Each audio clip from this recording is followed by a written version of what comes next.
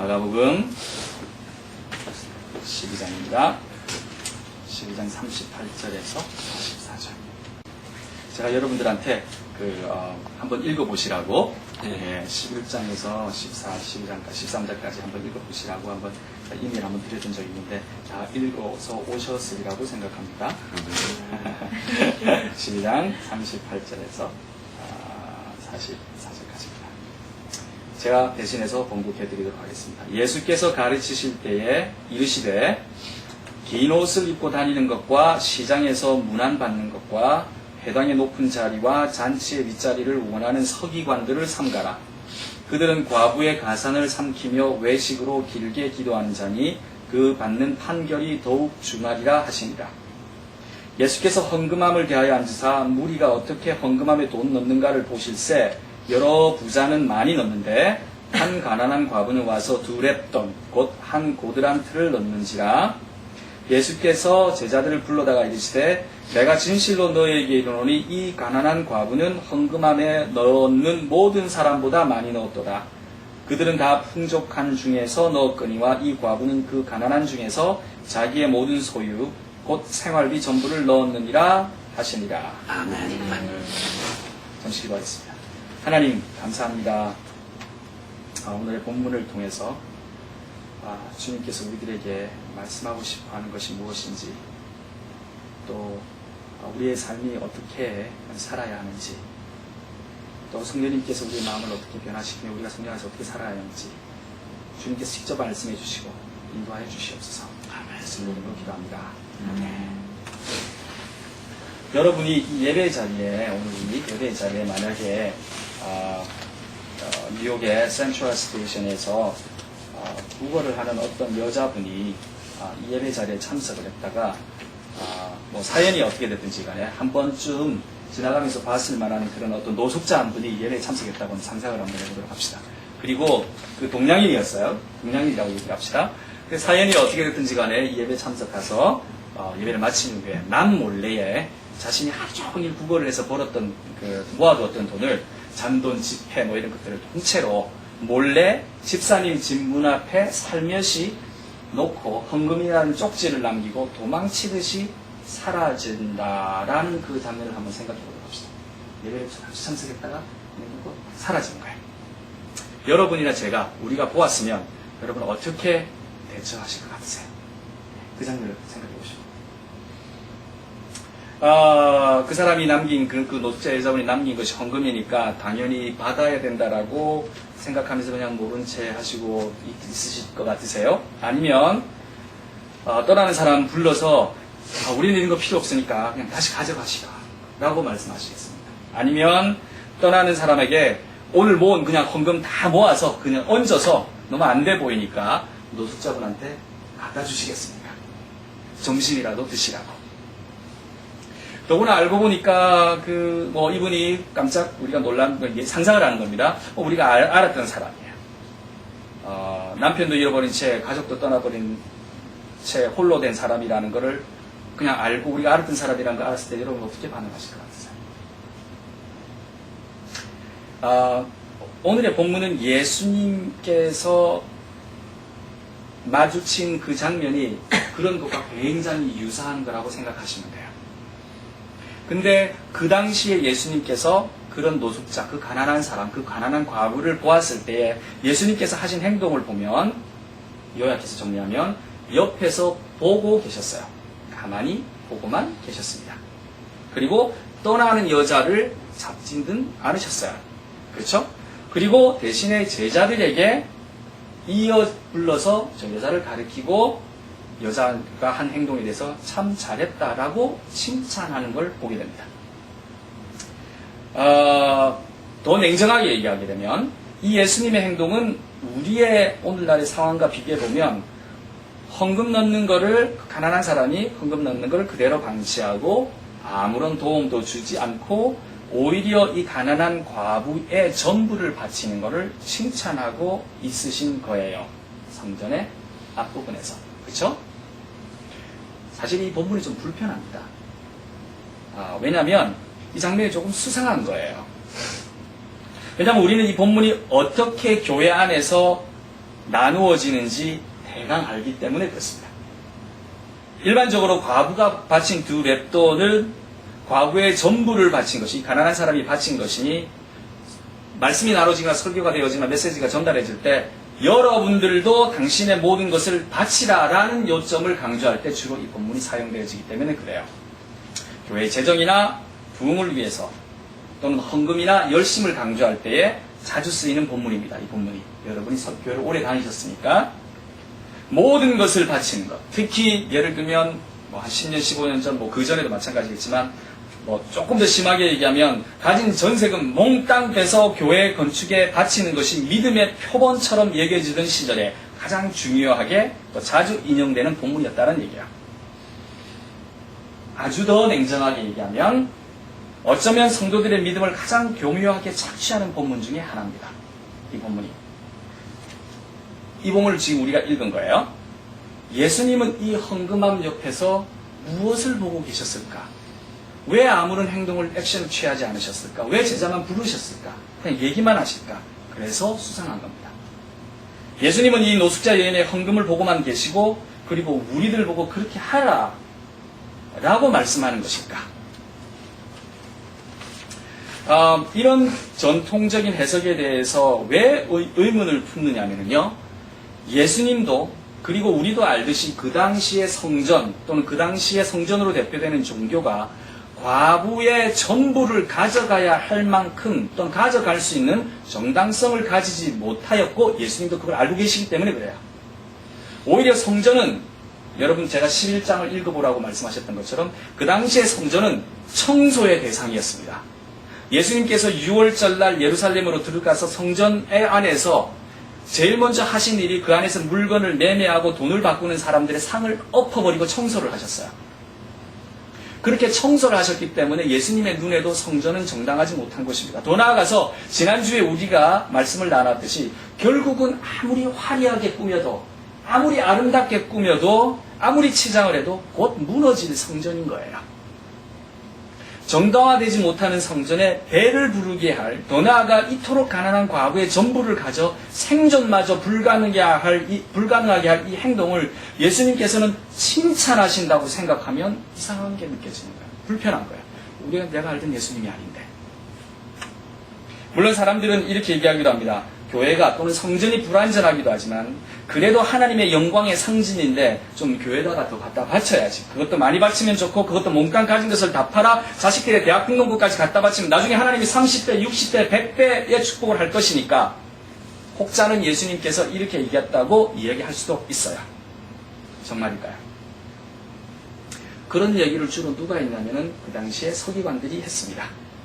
아이러니하게도 이 서기관들에게 예수님은 확실하게 그들에게 참혹한 컨뎀네이션이 있을 거라고 이미 이야기를 했어요. 40절에 보면 이렇게 나옵니다. Such men will be punished most severely, 이렇게 표현되어 있어요. 근데 그 표현은 다른 킹제임스 버전에 가기에는 condemnation이라는 표현이 써 있어요. condemnation은 저주란 뜻입니다.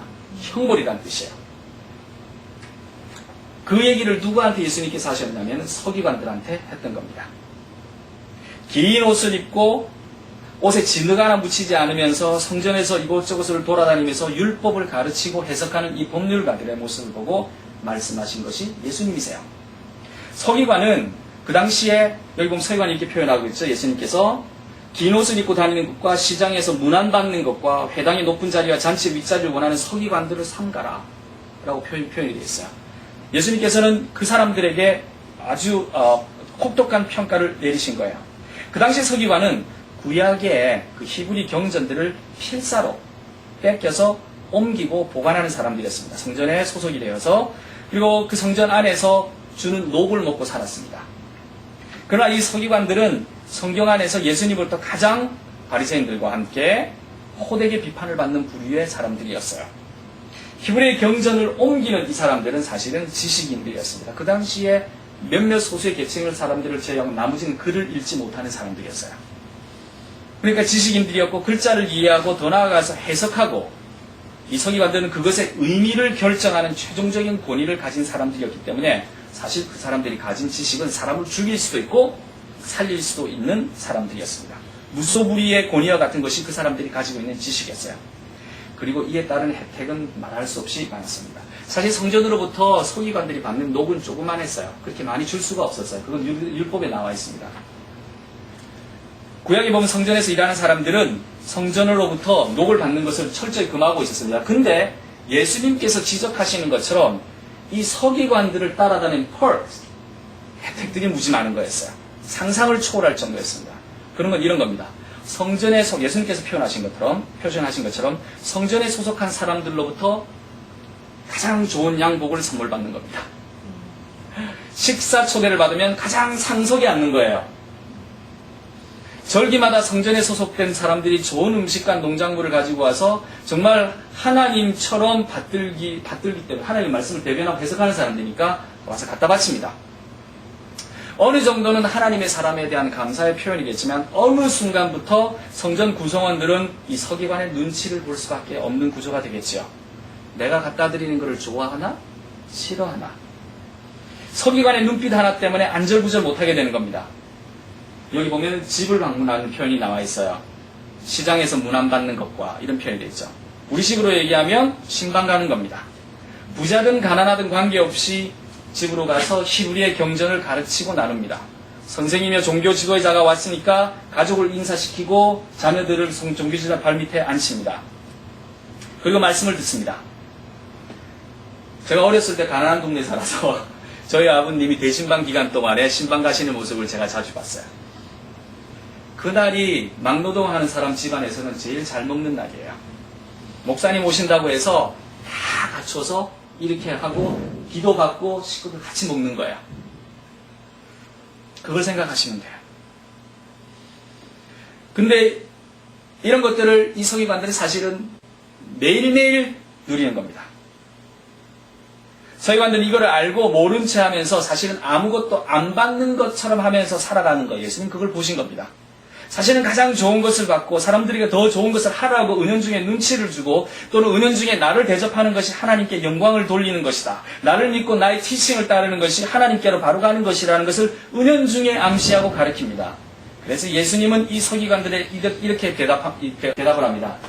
이 외식하는 자들아. 영어로 표현할까요? You hypocrites. 이렇게 표현하는 거예요. 그런데 이렇게 철저히 비판하시던 서기관들이 속한 성전에 이 가난한 여인이 자신의 가진 모든 것을 넣습니다. 그리고 예수님은 보고만 계신 거예요. 그 자리에서. 그리고 칭찬하시는 거예요. 잘 넣었다고. 이해가 되십니까?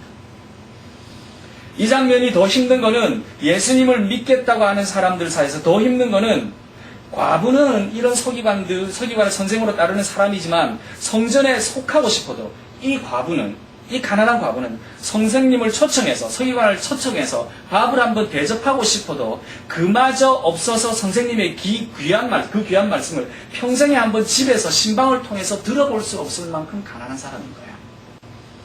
성전이 있으면 저 앞에 가지도 못하고 뒤에 쭈그리고 앉아서 듣다가 가진 모든 것을 넣고 떠나가는 사람이 이 과부라는 겁니다.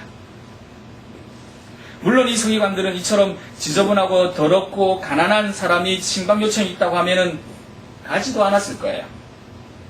자신의 고급 양복이 더러워질 거니까. 그리고 율법을 해석해도 잘 알아듣지도 못할 것이니까 아예 갈 생각도 안 하겠죠. 그래서 무엇인가 이런 무리의 사람들로부터 요청이 들어오면 싫은 표정을 지을 수도 있고 아니면 적당한 미소와 인자한 얼굴을 맞으면서 완곡히 업무가 바빠서 못 가겠습니다. 대신에 성전에 오세요 라고 신방을 거절할 수도 있겠죠. 사실 이 가난한 과부는 자신의 신분으로 인해서 여러분 이 여자의 과부입니다. 그러니까 지난번에 우리가 말씀을 할 때 여자의 위치가 어느 정도 되는지 마리아와 마리다 얘기를 통해서 들었잖아요. 근데 과부는 그거보다도 더 못한 존재였어요. 여러분이 룻기를 읽어보면 그 당시에 나오미와 룻은 생산활동에 참여할 수 없어서 어떻게 연명을 했냐면 깃들의 들판에 떨어진 이삭을 주워서 그것도 허용한 만큼 받아서 먹고 살아야 할 존재였습니다. 과부는 그런 존재였어요. 자, 아들도 없으면 더 비참한 존재가 그 과거의 존재입니다. 남편도 없고 자식도 그것도 남자 자식이 없으니 어느 누구도 몸을 의탁하지 않으면 살아갈 수 없는 존재입니다. 그러니 얼마나 사회로부터 핍박과 어미수를 당하며 살아갈까요? 그래서 이들은 또한 쉽게 몸을 팔아야만 연명한 신분으로 쉽게 전락이 된 거야. 이런 여자가, 이런 과부가 자신의 가진 모든 것을 예수님이 그토록 비판하는 서기관, 이 여인을 어뷰즈하고 멸시하던 그 가진 계급의 배를 채우던 그 성전에 이 여인이 주는 것을, 모든 것을 주는 것을 왜 예수님은 보고만 계셨을까? 저는 가슴이 답답했습니다. 이 본문을 읽을 때. 이 여인은 그래도 순진해서, 그리고 자신의 처지를 알기 때문에 숨듯이 도망을 가는 겁니다. 그리고 이 여인을 아무도 알아보지 못했어요. 아는 체 하지도 않겠지요. 어쩌면 무식하지만, 어쩌면 세상의 모든 억압과 고통을 다 가지고 있지만, 이 여인, 자신의 모든 것을 드리는 그 동안에 사실은 조용히 기도하고 있었을지도 모릅니다. 하나님, 제 마음 아시지요? 제가 부끄러워서 하나님 전 앞에 저 서기관이 강론하는 그 앞자리에 제가 갈 수는 없습니다. 그러나 하나님 아시지요, 제 마음. 그리고 제가 부끄러워서 가진 것도 별로 없습니다. 불안함에, 두려움에 그냥 살며시 가진 두 코인을 던지고 그리고 쫓기듯이 남이 볼까봐 가시는 거예요. 그 복잡한 마음으로 급하게 도망치듯 떠나가는 이 여인을, 그리고 이 여인의 뒷모습을 헌금함 옆에서 예수님께서 보고 계신 겁니다. 자, 여러분에게 다시 한번 질문합니다. 이 여인이 헌금함에 자기 가진 것을 모두 넣었을 때 여러분 같으면 어떻게 하시겠습니까? 우리는 여기 두 랩돈, 그 여자가 놓은 두 돈에서 그 여자가 가진 모든 것을 바쳤다고 할 때 이를 물질적으로 형상화시키는 두 랩돈에 관심을 가지기보다는 쫓기듯이 떠나가는 슬픈 여인의 뒷모습에 포커스를 맞춰야 돼요. 이 본문에서는. 마음이 아파서, 마음이 슬퍼서, 마음이 가난해서 그 고귀한 성전 안에 사람들의 눈길조차 주지도 않고, 이 여인은 부끄러워서 두려워서 눈길조차 마주치고 싶지 않은, 그리고 이렇게 쫓겨나지 도망가는 이 사람의 뒷모습, 그리고 이 사람의 마음에 포커스를 맞춰야 됩니다. 왜냐면은요, 하나님의 눈길이 그 많은 그 고귀하고 교양있고 여유있고 아름답고 깨끗한 사람들이 우글거리는 그 성전 안에서 오직 이 여인한테만 가 있었기 때문에 그래요. 하나님의 마음은 이 여인한테 가 있었던 겁니다. 이 여인만이 하나님의 눈길을 받고 있었던 겁니다. 마치 예수님의 눈길이 그 많은 사람들을 다 버려두고 오직 이 여인한테 포커스가 있었던 것처럼 말입니다.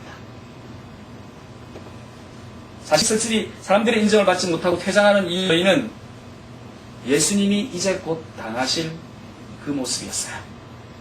자기의 가진 100%를 다 주어도, 예, 맞습니다. 하나님 우리의 100%의 마음을 원하시고 하나님은 100%의 가진 것을 원하십니다. All she has, all we have, all you have를 원하십니다. 그것은 두 랩돈이 되든 그것이 2,000,000이 되든 성전 안에 갖다 바치든 아니면 월드비전에 갖다 주든 관계없어요. 어차피 하나님의 것이니까.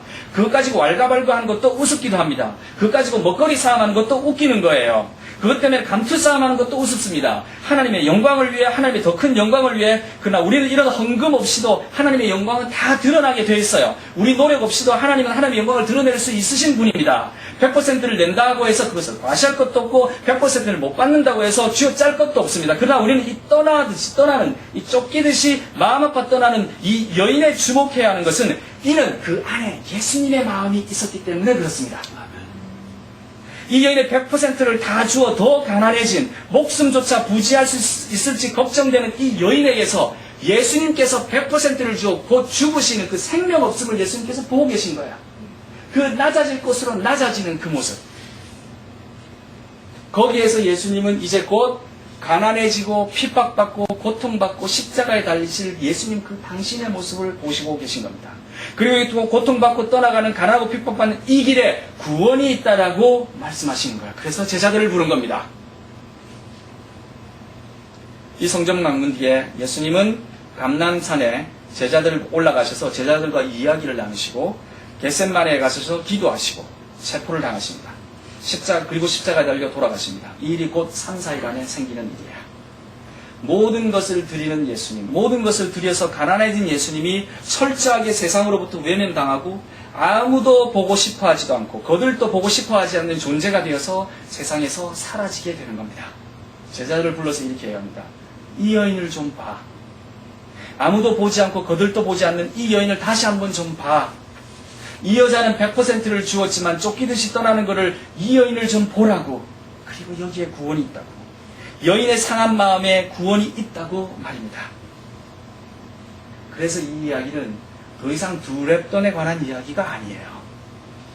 이 이야기는 세상에서 멸시받는 예수님, 제자들에게 이제 곧 멸시받고 고통받고 처형당하실 예수님을 보라는 이야기였습니다.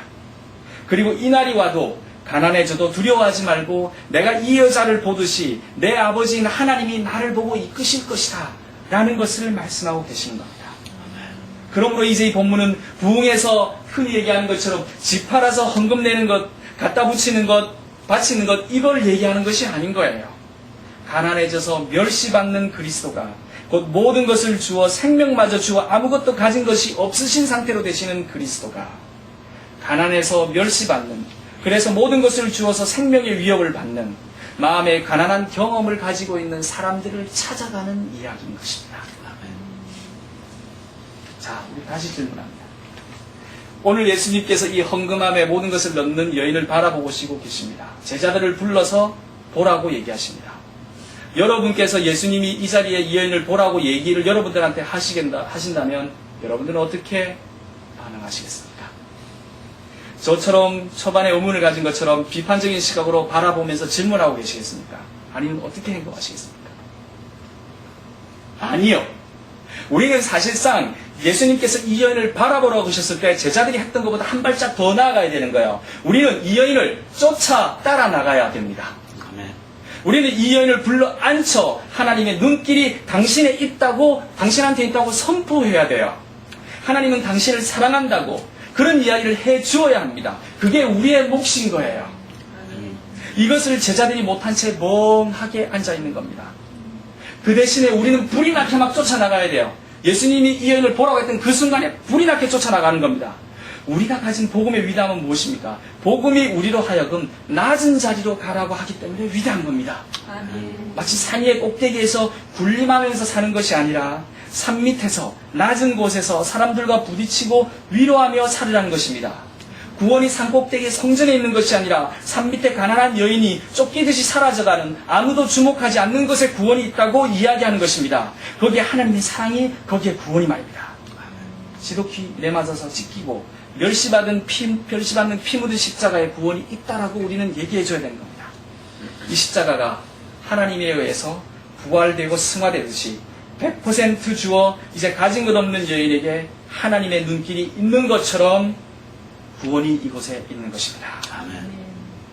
100% 주어진, 가진 것 없어진, 생명마저 주어져 버려 이제 죽음을 맞이하는 예수님. 마태복음 5장에 보면 이런 얘기가 나옵니다. 심령이 가난한 자는 복이 있나니 천국이 그들의 것이며 애통하는 자는 복이 있나니 그들이 위로를 받을 것이며 너를 위해 박해를 받는 자는 복이 있나니 천국이 그들의 것이니라. 나로 말미암아 너희를 욕하고 박해하고 거짓으로 너희를 거슬려 모든 악한 말을 할 때 너희에게 복이 있나니 기뻐하고 즐거워하라. 하늘에서 너희 상이 큽니다. 너희 전에 있던 선지자들도 이같이 박해하였느니라. 예수님께서 직접 가르치신 말씀이세요. 그러므로 우리의 살 길, 우리의 구원은 무엇입니까? 첫째, 모든 것을 주셔서 가난해진 예수님을 바라보고 사는 것입니다.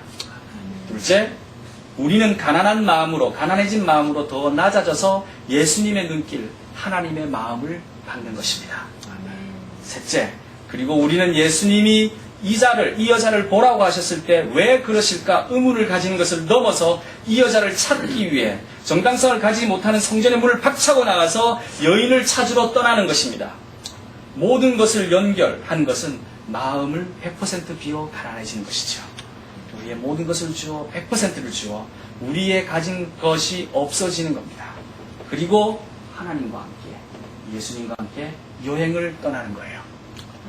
준비되셨습니까? 성전문을 떠나 과부를 찾아 여행을 떠나시겠습니까? 과부의 두 렙돈, 이 과부가 가진 모든 것을 찾아 떠나는 말이 아닙니다.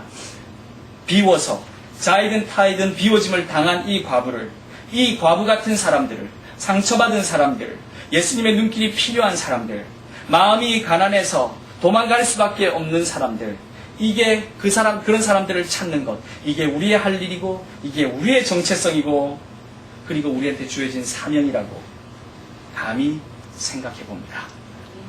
다 같이 기도합시다. 하나님 감사합니다. 참 부끄럽습니다. 우리가 혹시나 높은 자리에 앉아서 성전함을 거니는 사람처럼 살아왔는지 주님 앞에 고백해 봅니다. 하나님, 혹시나 우리가 불편해서 우리보다 낮은 사람을 찾아가는 것을 주저했는지 또한 생각해 봅니다. 하나님, 예수님이 우리에게 모범을 보이신 것처럼 다른 모든 것을 다 버리고라도 예수님만을 쫓아갈 수 있도록 우리를 이끌어 주시옵소서. 아멘. 거기에 생명이 있고 거기에 구원이 있음을 알게 하시고 인도하여 주시옵소서. 아멘. 오늘 말씀 주님의 이름으로 기도드렸습니다. 아멘.